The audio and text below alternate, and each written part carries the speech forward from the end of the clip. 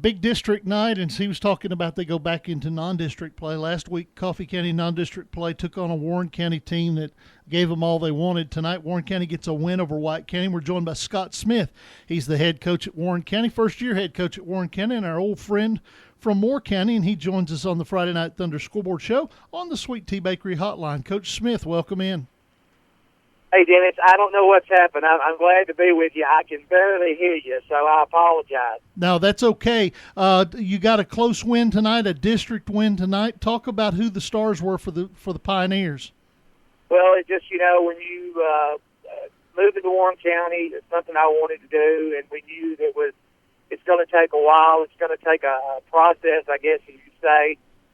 We struggled, lost one, and overtime last week. I called for 2-point play, and we didn't make it. So I feel like I kind of let our kids down, and we just tried to refocus and knew that even though we were 1-3, that if we could get a win tonight at White County during their homecoming, that we could get at least in the region back to 500 play, and that's something to build on. Also proud of my kids. I know that being 2-3 is not much for many people, but I just, I tell our kids they've doubled their win total from last year. So I guess life is made up of small victories, and tonight is one of them.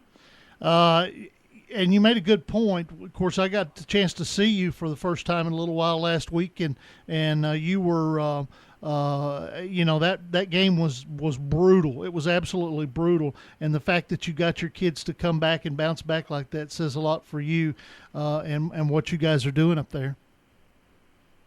Well, like I said, I appreciate it. I've got a bunch of great football coaches, and we've got some great fans that are desperate for Warren County to be better in football. And I think our kids, they're just trying to learn to win, and it's gonna take a while, and we're having some growing pains.